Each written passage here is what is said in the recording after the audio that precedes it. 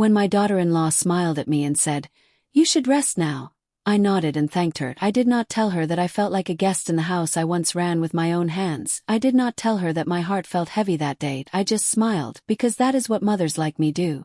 I smiled even when it hurt. It took me a long time to understand what was happening. No one shouted at me, no one asked me to leave, no one spoke harsh words. She was always polite, always calm, always kind to my face. Yet slowly, quietly, I felt myself disappearing from my own home. I remember the exact moment this feeling first touched my heart. It was early morning. The house was still, soft light came through the kitchen window. I walked in ready to make tea the way I had done for years. But Sana was already there. She stood at the stove, stirring something gently, humming to herself. She looked at me and smiled. "Mom, I've made breakfast. Please sit. I'll bring tea for you." Her words were respectful. Her tone was sweet. But something inside me shifted. I stood there for a second longer than usual. My hands felt empty. This kitchen had always been my place. I nodded and sat down. That morning I told myself I was being silly. She was young. She was helpful. She was trying to do the right thing. But the feeling did not leave me. It followed me through the day. By evening, when Saad came home from work, he greeted Sana first. "Did you eat?" he asked her. "Are you tired?" He did ask about me too. But his voice was different. Quicker, lighter. I noticed. Mothers always notice. I told myself not to think too much. "This is how life goes," I said. Sons grow up. Homes change. But deep inside, I felt something slipping away from my hands. That night, I lay awake in my room, staring at the ceiling. The house was quiet. I could hear Sana and Saad talking softly in their room. I could not hear their words, but I could hear their closeness. Once, that closeness was between my son and me. Not in the same way, of course. But there was warmth, there was sharing. Now, I felt like I was standing outside a door that was slowly closing. I never imagined feeling this way. I had raised Saad alone for many years after his father passed away. I gave him everything I had: time, love, patience. When he married Sana, I welcomed her with an open heart that I told everyone. "She is like my daughter." And I meant it. Sana was gentle from the beginning. She spoke softly. She never argued with me, she never raised her voice. People praised her manners. They told me I was lucky. "You have such a good daughter-in-law," they said. I smiled and agreed. But kindness can sometimes hide distance. I learned that slowly. First, it was small things. Things that seemed unimportant. The keys to the cupboard were moved. The place where I kept my spices changed, and my routines were gently interrupted. "Mom, this way is easier," Sana would say, smiling. "Mom, let me do it," she would add softly. I let her. Because I did not want to seem controlling, because I did not want to be called difficult. Because I loved my son. One evening, I went to sit in the living room where I usually sat a day, but Sana had rearranged the furniture. My chair was gone. "Oh, Mom," she said kindly.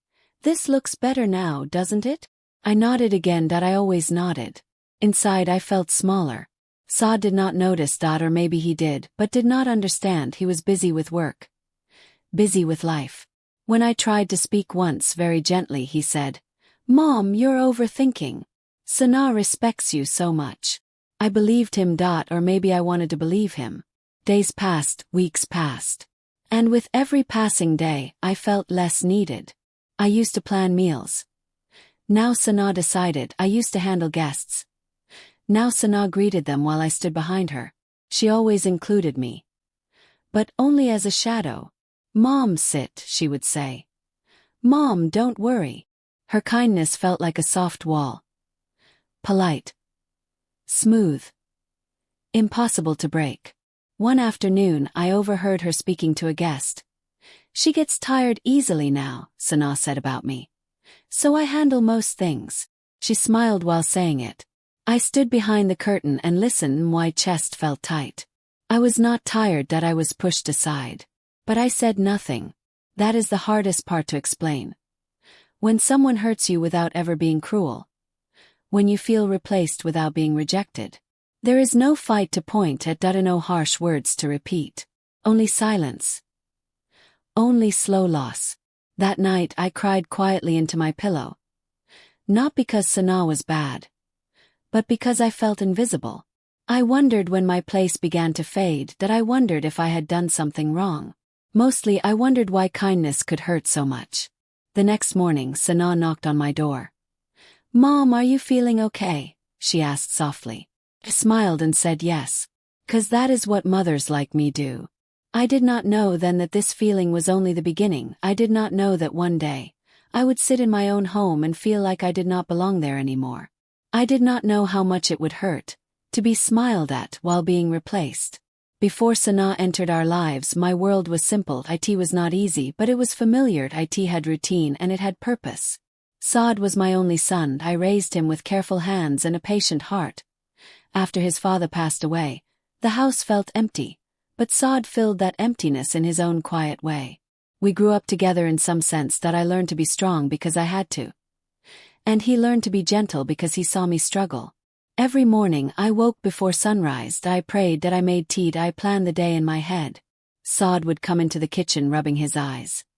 "Mom, why are you awake so early?" he would ask. I would smile and say, "Because life does not wait." Those were the days when the house felt like mine. Not because I owned it, but because I belonged to it. When Saad told me he wanted to get married, my heart felt many things at once. Joy, fear, hope. I worried about losing him, but I also wanted him to have a life of his own. That is the strange pain of motherhood. You raise someone to leave you, and then you must learn to live with the space they leave behind. When I met Sana for the first time, she seemed quiet and respectful. She lowered her eyes when she spoke. She listened carefully. She did not try to impress me too much. She did not talk too much either. I liked that. On the day of the wedding, I held her hands and said, "This is your home now. Do not feel afraid here."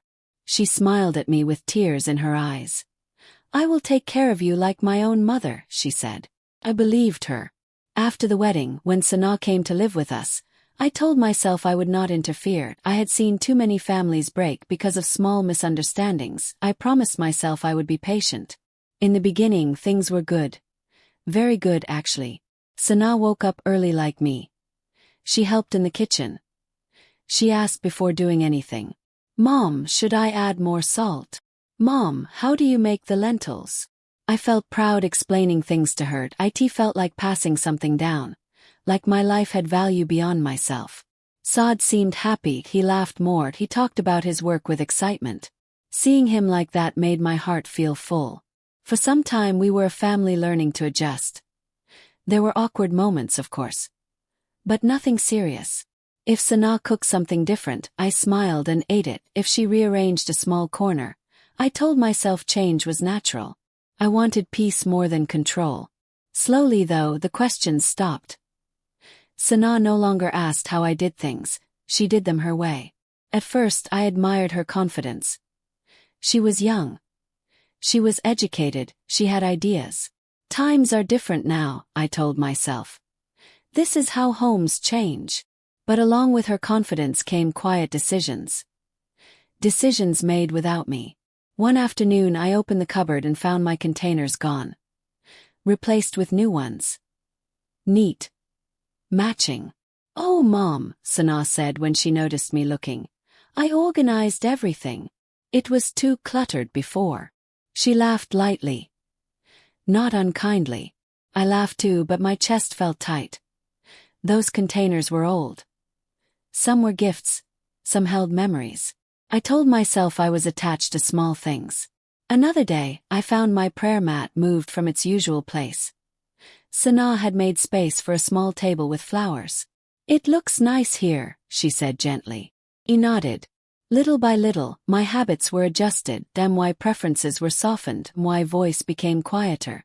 Saad remained loving but distant in ways I could not explain. When I spoke, he listened, but his attention was divided. If Sana called him, he answered quickly. If I called him, he said, "Yes, Mom," but kept checking his phone. I did not blame Sana for this. This was marriage. This was life. Still, I missed my son. Evenings used to be our time that we would sit together after dinner. Talk about small things. Now, Sana cleaned the table quickly and said, "Saad is tired. He needs rest." She said it with concern, with care. I felt selfish for wanting more. One day, a relative came to visit.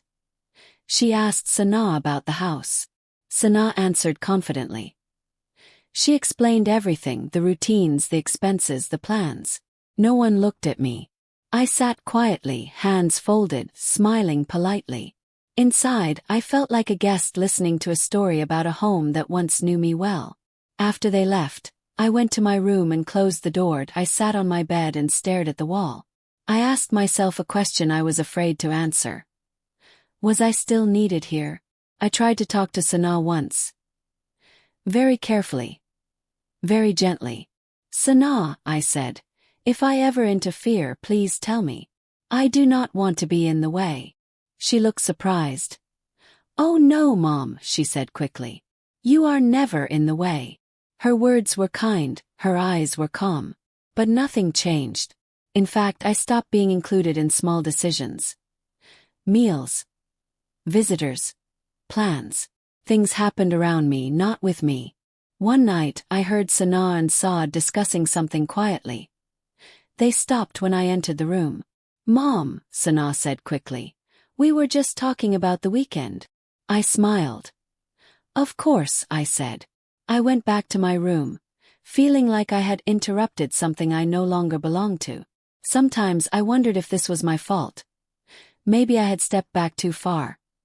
Maybe silence had taught them I did not matter. But I did not know how to step forward without seeming difficult.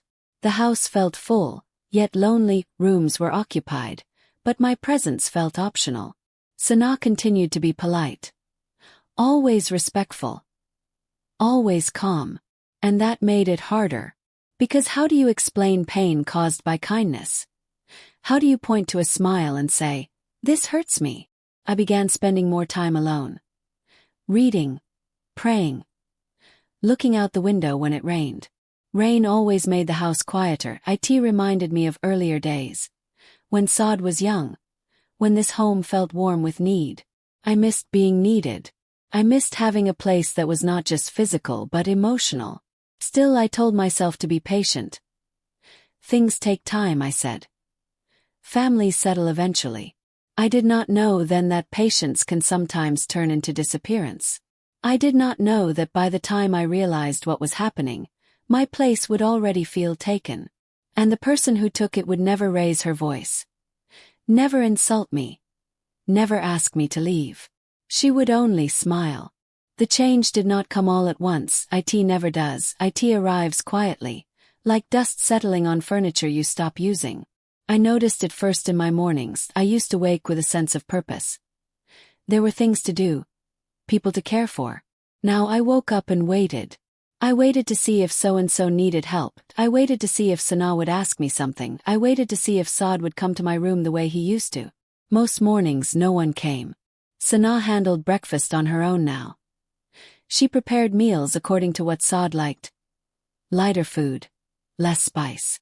Once, I cooked his favorite dish without telling anyone. I wanted to surprise him. When Saad sat down to eat, he smiled politely. "It's good, Mom," he said after a few bites. But then Sana spoke gently. "He shouldn't eat this too often. The doctor said to be careful." Her voice was calm, concerned. Saad nodded and pushed the plate away slightly. I smiled and said nothing. The food grew cold in front of me. That day, something small broke inside my chest. Not loudly. Just enough to feel it.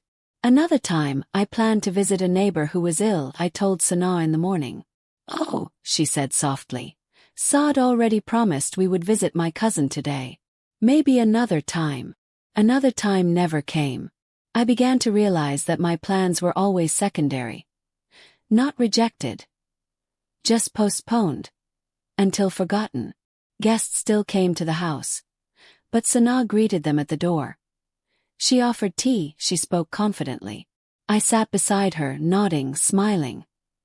Sometimes people asked her questions about the house, about Saad's work, about future plans. They did not ask me. I told myself it was natural. She was younger. She was closer to them in age. But at night, alone in my room, I felt invisible. One evening, Saad came home late. He looked tired. I went to the kitchen to warm food for him. Before I could, Sana said gently, "Mom, it's okay. I've already kept his dinner aside." I stepped back. My hands hovered in the air for a second. Then I lowered them. "Of course," I said. I went back to my room. That night I cried quietly again. Not from anger. From confusion. I asked myself again and again, when did my love stop being useful? I tried to remind myself that Sana was not doing anything wrong. She was taking care of her husband. She was managing the house. These were good things. But why did it feel like there was no space left for me? The distance between Saad and me grew in small ways. He still respected me, he still greeted me. But he did not sit with me anymore. When I spoke, he listened quickly, like someone finishing a task. One day, I gathered courage. I asked him very gently, "Saad, do you still feel this is your home?" He looked surprised. "Of course, Mom. Why are you asking this?" I hesitated. I did not want to sound weak. "I just feel things are different now." He smiled softly. "That's normal after marriage," he said. "You should rest more. Sana handles everything well." His words were meant to comfort me. But they landed like a door closing. Rest more, handled. I nodded and said nothing. From that day I spoke even less. Sana noticed my silence. She asked me kindly, "Mom, are you upset with me?" I looked at her face. She looked sincere, concerned. "No," I said. "Why would I be?" She smiled with relief. "I worry sometimes," she said. "I don't want you to feel left out." Left out. The word stayed with me. 'Cause I already was. Another incident happened that stayed with me deeply. One afternoon, I went into the living room and saw that family photos had been rearranged. Photos of Saad as a child were still there. But the one of him and his father was gone. Replaced by a wedding photo of Saad and Sana. I stared at the shelf for a long time. "Oh, Mom," Sana said when she noticed. "I thought this looked more balanced." Balanced. I nodded again. I did not tell her that the removed photo was the one I looked at when I missed my husband most. That evening, I sat alone at the dining table while Sana and Saad ate earlier than usual. They had plans to go out. "Mom, we'll be back late," Sana said kindly. "Please don't wait." I watched them leave. The door closed softly behind them. The house felt large. Too large. I ate alone. Slowly. Each bite felt heavy. As days passed, I stopped offering suggestions, I stopped asking questions, I stopped expecting things. I became careful. Careful with my words. Careful with my presence. Sometimes I felt like a piece of furniture. Still there. Useful once. Now just part of the background. Sana remained polite. Always checking on me. Always respectful. But she never asked my opinion anymore. One day, I overheard her speaking to Saad. "I think Mom is more comfortable staying in her room," she said gently. "She likes her quiet time." Saad agreed. "Yes, she prefers it that way." I stood behind the wall and listened. My heart felt heavy. I did not prefer it that way, I just did not know how to step back into a space that no longer waited for me. Another evening, a small argument happened. Not loud. Not angry. Sana had invited some friends without telling me. I found out when they arrived. I asked softly, "Oh, guests are coming." She looked slightly surprised. "Yes, I thought I told you." "I must have forgotten." Forgotten. I helped serve tea. I smiled. I listened. But inside something hardened. Later that night I could not sleep. I replayed the days in my head. The moments, the smiles, the silences. I realized something painful. I was slowly being removed from my own life. Not by force. But by replacement. Sana did what I used to do. She stood where I used to stand. She spoke where I used to speak. And everyone adjusted. Everyone accepted it.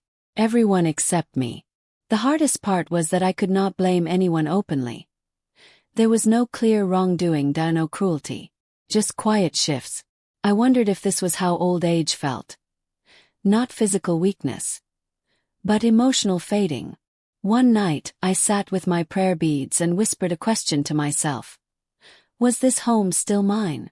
I did not know the answer. I only knew that something was building inside me, a weight, a sadness. And I knew that eventually, something would have to give. Because even quiet pain grows louder when ignored. The day everything changed did not begin with anger. It began like any other day. Quiet. Ordinary. Almost gentle. I woke before sunrise as I always did. Old habits do not leave easily. I washed my face, prayed, and sat on my bed for a while, listening to the house breathe. There was a stillness in the air that morning. Not peaceful. Just heavy. When I stepped into the hallway, I noticed the living room door was closed. That was unusual. It was almost always open. I did not think much of it at first. I went into the kitchen. Sana was already there. She looked up and smiled, the same polite smile she always wore. "Good morning, Mom," she said. "I hope I didn't wake you." I shook my head. "No," I said softly. She poured tea into a cup and placed it in front of me. She did not ask if I wanted it, she already knew.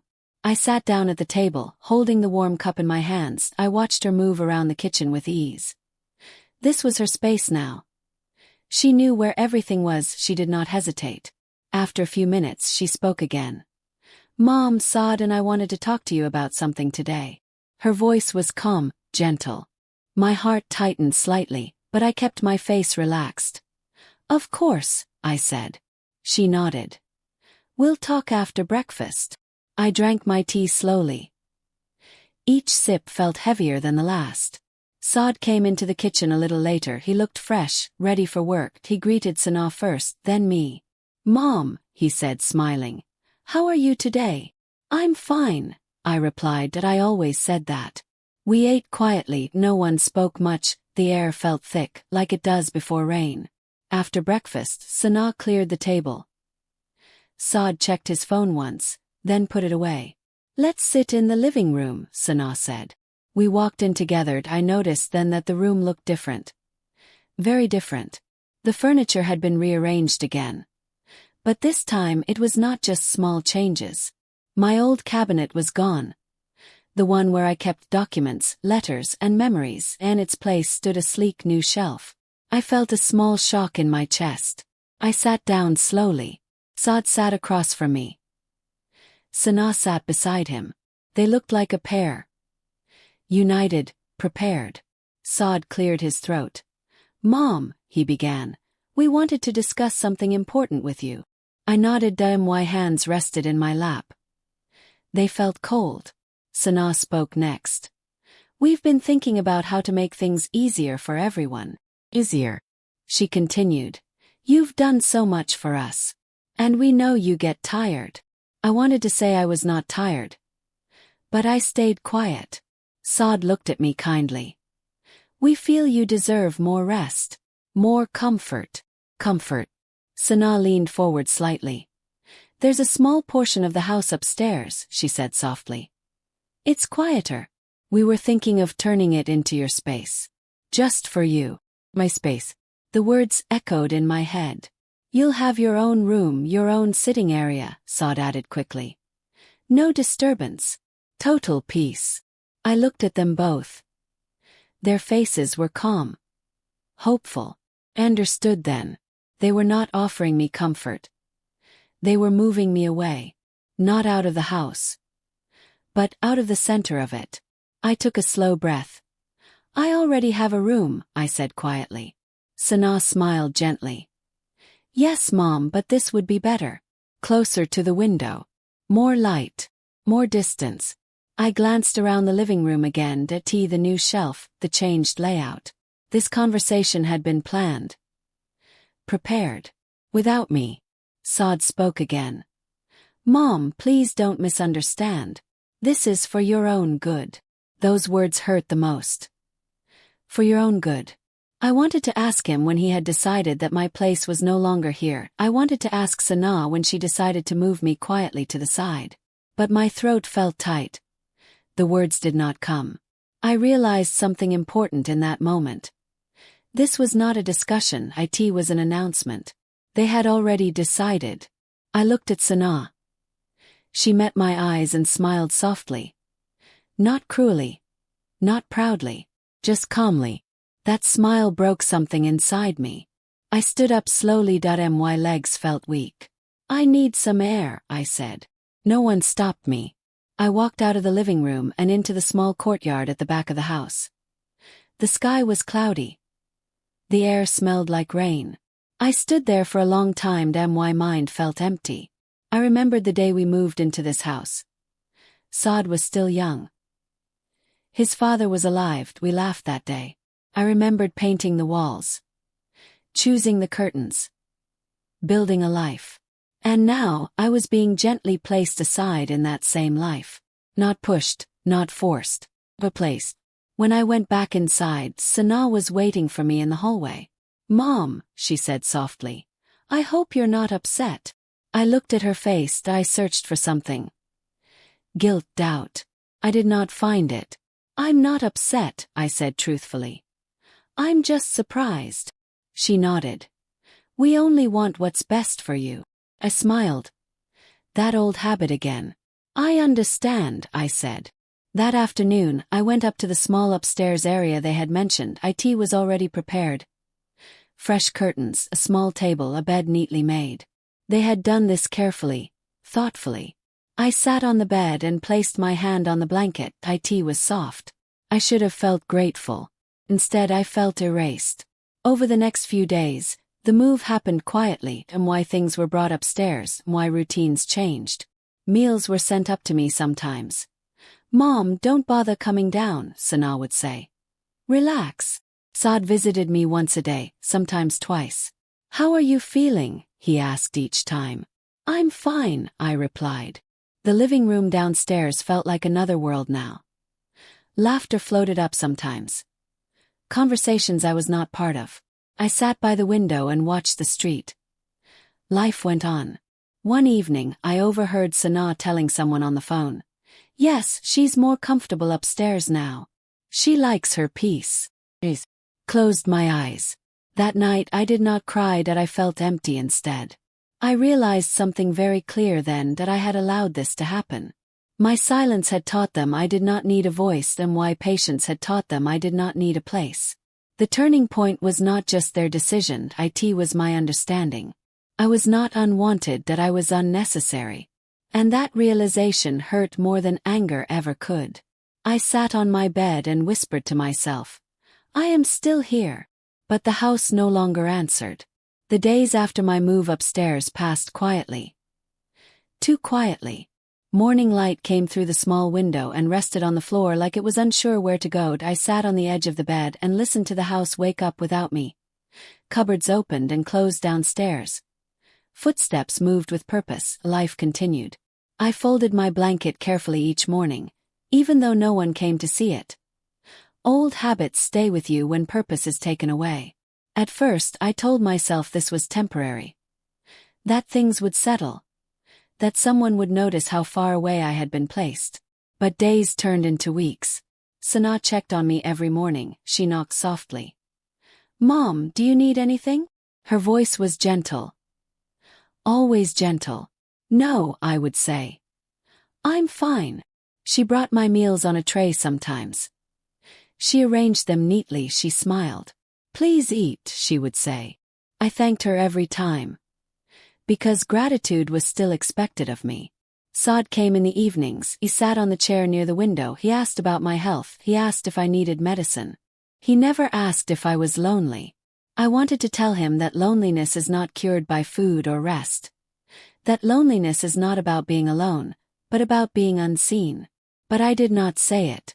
I had spent so long being quiet that my voice felt unfamiliar in my own throat. One afternoon, rain began to fall. Soft at first.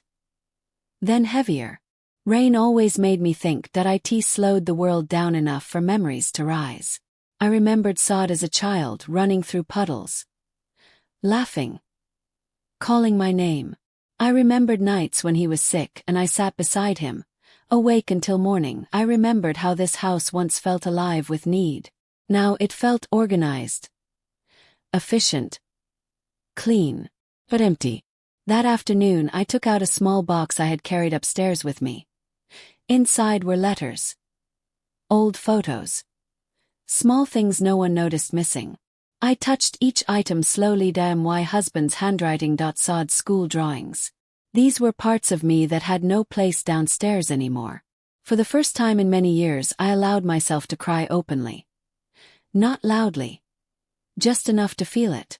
I cried for the woman I used to be. Needed. Involved. Present. And I cried for the woman I had become. Polite. Silent. Moved aside.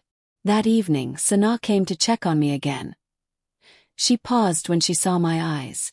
"Mom," she said softly, "have you been crying?" I hesitated. Then nodded. She sat beside me on the bed. She placed her hand on mine. "I hope we haven't hurt you," she said. Her words were gentle. But something in me finally shifted. I took a slow breath. "Sana," I said quietly, "you have never been unkind to me." She looked relieved. "But kindness," I continued, "can still hurt." She looked confused. I chose my words carefully. I did not want to accuse. I did not want to blame. "I feel like I have lost my place," I said. "Not in the house. In the family." She was silent for a moment. "We never meant that," she said. "We just thought." "I know what you thought," I interrupted gently. "I know you meant well." I looked at her then. Really looked. "You took care of things," I said. "You took responsibility. That is good." She nodded slowly. "But no one asked me if I was ready to stop being part of it," I said. Her eyes filled slightly. "I didn't know you felt this way," she said. That was the truth. She really did not know. Because I had never said it. That night, Saad came upstairs later than usual. Sana was with him. They both stood in the doorway. "Mom," Saad said, "Sana told me you were feeling displaced." Displaced. He nodded. He sat down heavily. He looked tired, confused. "I thought you were comfortable," he said. "You always said you were fine." "I said it because I didn't want to trouble you," I replied. He rubbed his face with his hands. "I never wanted you to feel pushed away," he said. "I know," I said. That was the hardest part. Knowing there was no bad intention. Only neglect. "I miss you," I told him. My voice shook slightly. "I miss being part of your life." He looked up at me then. Really looked. And for the first time in a long while, I saw guilt in his eyes. "I'm sorry, Mom," he said softly. Sana spoke next. "I thought I was helping," she said. "I thought you wanted rest." "I wanted respect," I replied. "And space to still be myself." Silence filled the room. That night they did not promise to move me back downstairs. They did not promise big changes. But something changed quietly. The next morning, Sana asked me what I wanted for breakfast. Not politely. Genuinely. That afternoon, Saad asked me to sit with them in the living room. Not out of duty. Out of want. It was awkward at first. We were learning again. I did not move back downstairs immediately. But I started going down more often. I sat where I wanted. I spoke when I felt like it. Sana began asking my opinion again. Not on everything. But on some things. Enough to matter. I also learned something important during those weeks. Silence does not protect relationships. It erases them. I had stayed quiet to keep peace. But peace without presence is just distance. Slowly, I reclaimed parts of myself. Not as the head of the house. But as a person within it. There were still moments of pain. Healing is not sudden. But there was honesty now. And honesty softened the house. One evening as we sat together at the dining table, Saad looked at me and smiled. The same smile he had as a child. "Mom," he said, "this still feels like home when you're here." My heart felt warm for the first time in a long while. Sana smiled too. Not politely. But with understanding. I realized then that replacement does not always come from cruelty. Sometimes it comes from misunderstanding, from silence, from assuming too much. And sometimes, healing begins when someone finally speaks. Life does not return to what it once was. It moves forward. Even after pain, I learned that slowly, with patience I did not know I still had. After that night, nothing dramatic happened, no apologies repeated again and again, no promises spoken loudly. Instead, small things changed. And sometimes small things are enough. I began coming downstairs every morning again. Not because anyone asked me to, but because I chose to. The first few times felt strange, like entering a room I had once left quietly. But Sana looked up from the kitchen and smiled. "Good morning, Mom," she said.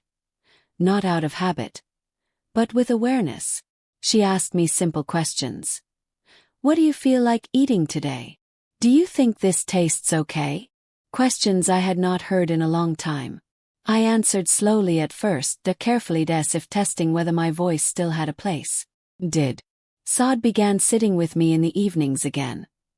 Not every day, but often enough. Sometimes we talked. Sometimes we sat in silence. And that silence felt different now. It was shared. Not empty. There were moments when old habits returned. When Sana made decisions without asking. When Saad forgot to include me. But now I spoke. Not sharply. Not with anger. Just honestly. "I would like to be part of that," I would say. Or, "Please ask me next time." They listened. That was new. I also learned to let go of some things. Control. Old routines. The idea that everything had to be my way. Because homes are not frozen in time. They grow. They shift. What matters is not who stands where, but whether everyone is seen. One afternoon I found my old cabinet brought back into the living room. Not in the same place, but near the window. Sana noticed me looking at it. "I thought you might want this downstairs again," she said quietly. I touched the wood gently. It felt like memory returning to the present. "Thank you," I said. That night, I sat alone for a while and thought about everything that had happened. About how close I came to disappearing without anyone noticing. And I understood something important. I was not replaced because I was weak, that I was replaced because I stopped believing I mattered. Kindness can hide loss. Silence can hide pain. And love, when not spoken, can be misunderstood. I do not blame Sana. She came into a house trying to build a life. She did what she thought was right. I do not blame Saad either. He stood between two worlds, unsure how to balance them. And I do not blame myself completely. I did what many mothers do. I stepped back so others could move forward. But I learned that stepping back should never mean disappearing. One evening, Sana sat beside me after dinner. She looked thoughtful. "Mom," she said softly, "I hope one day I can be the kind of mother who speaks when she feels hurt." I smiled at her. "You already are learning," I said. She nodded. And in that moment I did not feel replaced. Felt present. Now, when I sit at the dining table, I no longer wait to be asked. I serve when I want, that I rest when I need to. Belong. Sometimes when the house is quiet at night, I sit by the window upstairs. Not because I was sent there, but because I choose to. I look out at the street lights and think about all the women like me. Mothers who give quietly. Who fade politely. Who are praised for patience while losing themselves. I wish I could tell them one thing. Your place is not taken when you speak. It is taken when you stay silent too long. Homes are not only walls and rooms. They are voices. They are presence. They are shared space. And kindness, while beautiful, must never erase respect. If I could go back in time, I would still welcome Sana with open arms. I would still love my son the same way. But I would also speak sooner. Gently. Honestly. Because love that is spoken has a way of finding its balance. Today, when Sana smiles at me, I no longer wonder what I am losing, that I know who I am. I am not the center of the house anymore. And that is okay. But I am not invisible either. And that is everything.